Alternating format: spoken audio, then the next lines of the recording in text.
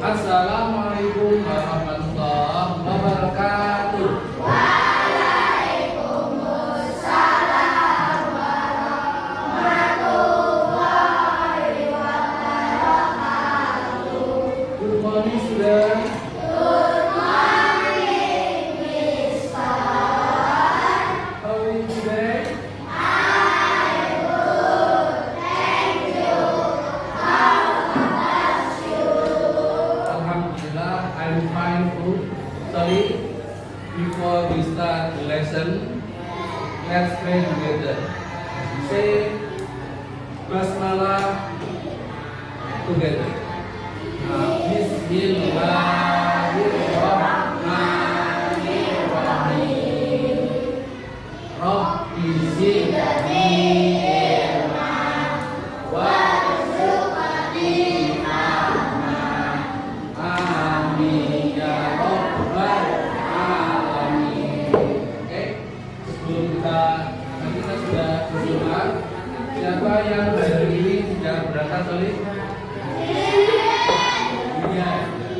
Iya ya, hari ini tadi ujinya target. Semoga yang lain semuanya sehat-sehat semua ya. Hari ini kita akan mulaikan pembelajaran tentang berpikir komputasional. Jadi di kelas 5 nanti ada, di kelas 5 itu ada pelajaran coding. Nah, salah satu untuk bisa belajar tentang coding kita harus tahu dulu pembelajaran berpikir komputasional. Tadi Mas informasikan untuk tujuan pembelajaran hari ini adalah yang pertama memahami apa itu berpikir komputasional dan nanti tahapan-tahapannya serta bentuk-bentuknya. Kemudian yang kedua, kalian nanti mencoba untuk membuat salah satu tahapan berpikir komputasional yaitu dekomposisi. Diskusikan dengan kelompokmu, kemudian dituliskan di LKPD dan nanti presentasi kelompok demi kelompok. Bisa dipahami? Bisa dipahami? Kelas Abdurrahman dan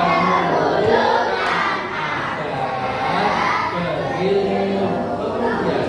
Oke, selanjutnya sebagai pertanyaan pemanik, Mas, siapa yang tadi pagi bangun sebelum subuh? Bapak, bangun jam berapa? Sebelum subuh. Apa yang kalian lakukan setelah bangun tidur? Saka, setelah bangun tidur pagi, apa yang kamu lakukan? Sholat subuh. Kemudian, apa yang kamu lakukan setelah bangun pagi? Sholat. Tepuk tangan untuk dapat kemudian yang dilakukan oleh kita semua tadi, rutinitas dari pagi bangun subuh, kemudian sholat subuh, mandi, sarapan, itu disebut rutinitas. Yang kita lakukan tadi itu rutinitas. Rutinitas itu punya pola enggak? Setiap orang punya pola masing-masing.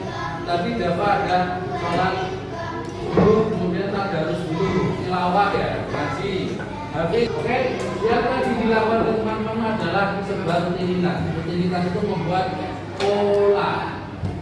Bagaimana caranya supaya setiap hari apa yang kita lakukan itu efektif? Dari kita mulai bangun tidur sampai mau tidur lagi, aktivitas kita itu efektif, bermanfaat dan menghasilkan karya. Kita maka perlu yang namanya berpikir komputasi. Ya, kita lanjutkan.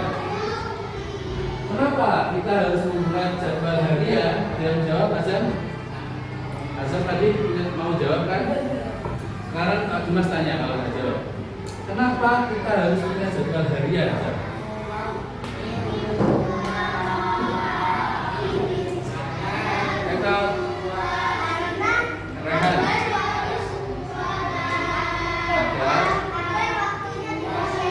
Agar waktunya tidak sia-sia. Tuh, Azal. Agar tidak lupa kegiatan sehari-harinya gitu ya. Sholat jangan sampai lupa karena itu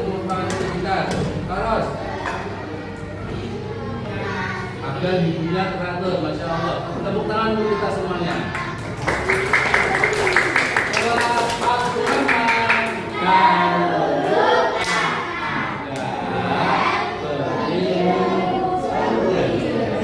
sekarang tadi kan kita sudah membahas bahwa apa yang kita lakukan tadi merupakan pola hidup secara teratur. Pola-pola ini juga bisa disebut dengan berpikir komputasional. Apa hubungannya dengan berpikir komputasional? Berpikir komputasional, apa itu berpikir komputasional? Nah, pertama sekali berpikir seperti komputer, bisa jadi, tapi tidak harus jadi komputer ya. Silakan diperhatikan. Pak Dimas sudah memberikan gambaran dulu ini. Sebelum nanti kita akan contoh-contoh. Berpikir komputasional adalah cara berpikir logis dan sistematis untuk memecahkan masalah dan juga dapat diterapkan dalam kehidupan sehari-hari. Jadi intinya berpikir komputasional itu berpikir secara logis dan sistematis. Logis dan sistematis itu urut. Contoh lain dari berpikir komputasional, misalkan nih, Iqbal akan berbelanja, disuruh oleh orang tuanya berbelanja ke pasar, membeli barang-barang ini itu. Nah, bagaimana cara Iqbal menyelesaikan belanjanya itu dengan waktu sesingkat-singkatnya, seefektif mungkin, dan semuanya dapat dibeli? Maka menurut kalian apa yang harus dilakukan? Tahu nggak? Ada yang tahu? Apa yang harus Iqbal lakukan? Iqbal harus berpikir komputasional. Kira-kira Iqbal berupa enggak? Kalau Iqbal berupa, maka Iqbal perlu mencatat barang belanjaannya. Yang kedua, Iqbal harus membuat algoritma itu urutan-urutan belanjanya. Kalau pedagang ayam itu ada di dekat gerbang, berarti yang harus dibeli dulu yang paling dekat dengan gerbang. Jangan yang paling jauh, pedagang nomornya di belakang sana, terus Iqbal ke belakang, baru nanti maju lagi, terus ke belakang lagi. Kira-kira makan waktu ya?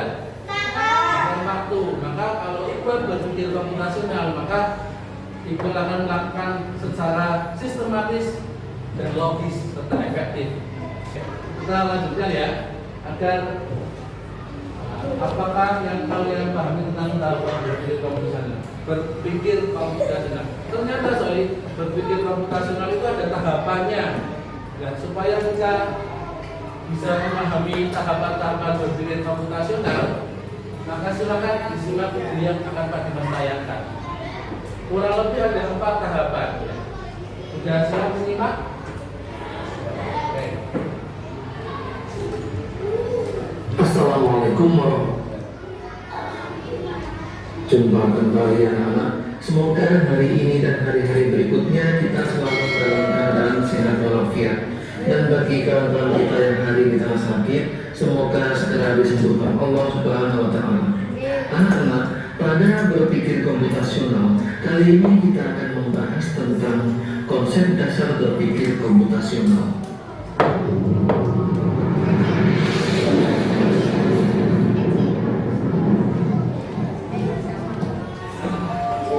Pernahkah kalian merasa kesulitan saat harus mengerjakan tugas yang rumit, seperti merencanakan acara besar atau membaca dua kegiatan yang padat? Atau pernahkah kalian bertanya-tanya bagaimana aplikasi navigasi seperti Google Maps bisa menemukan rute tercepat? Atau bagaimana asisten virtual seperti Siri atau Google Assistant bisa memahami perintah suara kita? Semua hal tersebut, mulai dari penyederhanaan masalah sehari-hari hingga teknologi canggih yang kita gunakan, melibatkan satu hal penting, berpikir komputasional. Ini adalah cara berpikir untuk memecahkan masalah besar dengan membaginya menjadi masalah-masalah kecil yang lebih mudah dikelola, menemukan pola, menyusun langkah-langkah yang jelas, dan menyamaratakan solusi. Mari kita pelajari bersama, baik di dunia coding, teknologi, maupun dalam kehidupan sehari-hari. Berpikir komputasional adalah Oke. Lagi videonya dimasukkan. Sekarang kita diskusi tentang KPD yang kita sudah bagikan. Silakan bisa disimak KPD-nya. Ada kurang lebih ada beberapa pertanyaan yang akan didiskusikan dari hasil kamu melihat video.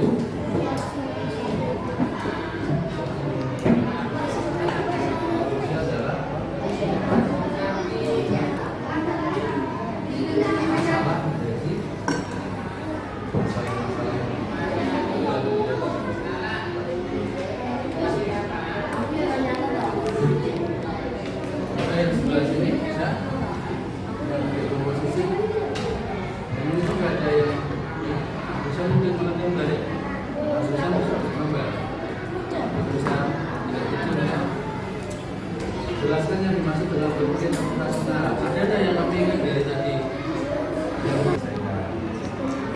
sebelah sini berpikir komputasional adalah berpikir sistem.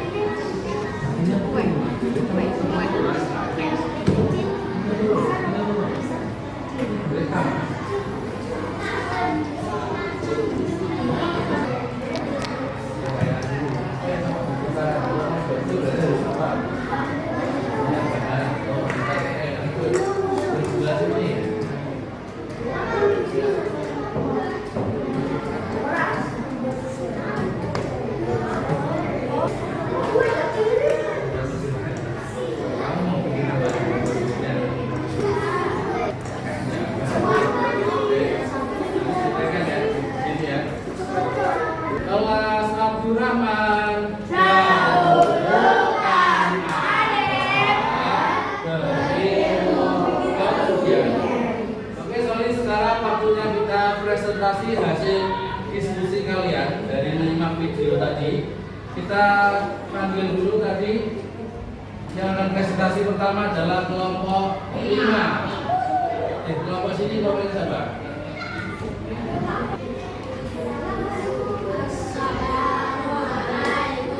Yang keras suaranya. Waalaikumsalam warahmatullahi wabarakatuh.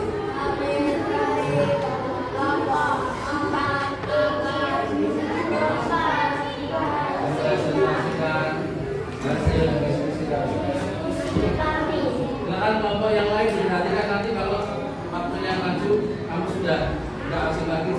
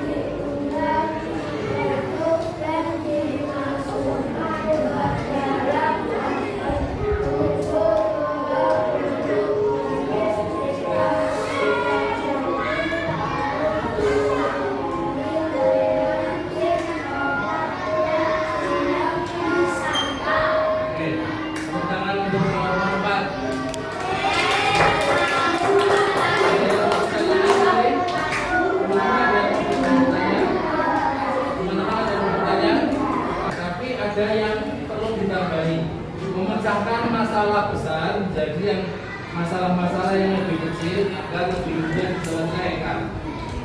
Memecahkan masalah-masalah besar menjadi masalah yang lebih kecil agar lebih mudah diselesaikan. Itulah dekomposisi. Kemudian contohnya juga sudah tepat ya, cara membuat kue. Kemudian kelompok ini membreakdown atau menjadikan cara membuat kue itu menjadi lama-lama yang lebih kecil. Ya, kemudian kita tambah. Ya, ulangi salamnya ulangi. 1, 2, 3.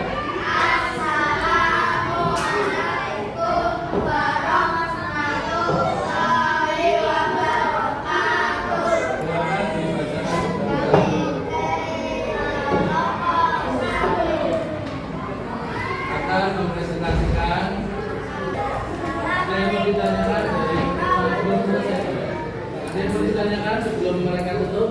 Tidak ada. Kalau tidak ada, kita lanjutkan ke kelompok 2. Tangan untuk kelompok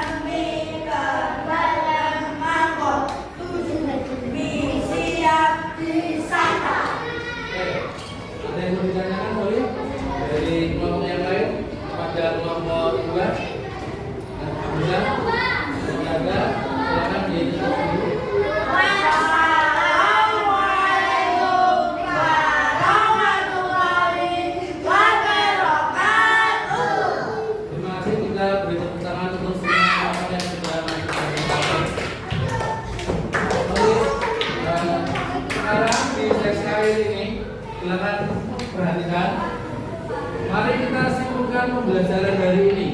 Ada poin-poin apa saja yang bisa kamu pelajari hari ini? Apa saja Mbak? Yang pertama tentang apa itu berpikir komputasional. Apa kira-kira tadi? Berpikir secara logis dan sistematis. Kemudian yang kedua, tahapan-tahapan berpikir komputasional itu ada berapa? Ada 4. Apa saja? Yang pertama adalah dekomposisi, yaitu menguraikan masalah-masalah besar menjadi masalah yang lebih kecil. Kemudian yang kedua adalah mengenali pola. Kemudian yang kedua adalah mengenali pola. Mas, mengenali pola itu contohnya misalkan nih, sore kau berternak ayam, tetangganya sudah berternak ayam lebih dulu. Tetangganya menggunakan cara seperti itu, cara A, dan gagal. Tetangganya yang lain juga berternak ayam dengan cara B, tapi berhasil. Maka kira-kira cara mana yang harus diikuti Torik supaya ternak ayamnya lebih berhasil? Cara B, karena Torik harus mengenali pola. Ojo tingling kok Mas. Kemudian yang ketiga, abstraksi. Abaikan yang tidak penting atau fokus pada yang penting saja. Ketika kamu menggunakan Google Map, apakah kamu akan fokus kanan kiri jalan, ada pohon apa, buahnya apa, begitu? Fokus nggak? Enggak. Tapi apa yang kamu fokuskan? Jalannya, rambu-rambunya, kanan kirinya. Jangan sampai kamu baca map, kamu hanya fokus ke pohon, nyasar Google. Itu contoh abstraksi. Kemudian yang berikutnya adalah algoritma, membuat langkah-langkah yang sistematis untuk menyelesaikan masalah.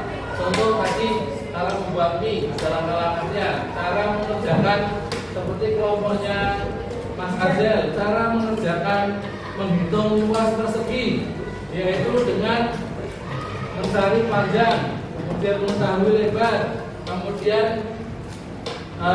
harus mengetahui rumus volumenya, rumus luas persegi, baru dimasukkan angka-angkanya. Kemudian sekarang yang terakhir, Pak Dimas bertanya, bagaimana perasaanmu setelah mengikuti pembelajaran kali ini? Senang? Alhamdulillah senang ya, dapat belajar banyak. Nah ini sebagai modal kamu nanti untuk bisa mengikuti mata pelajaran coding. Oke? Pak Dimas informasikan sebelum ditutup ada tugas di grup WA. Seperti biasa nanti Pak Dimas akan menggunakan Canva untuk membuat tugas, silakan dikerjakan di rumah sebagai penguatan. Kita tutup bersama-sama dengan bacaan hamdalah, sifat dan doa kafatul majelis. Alhamdulillahirabbil alamin, astagfirullahaladzim. Subhanallahumma wa bihamdika, asyhadu an la ilaha illa anta, astaghfiruka wa atubu ilaik. Wabillahi taufiq wal hidayah. Wassalamualaikum warahmatullahi wabarakatuh.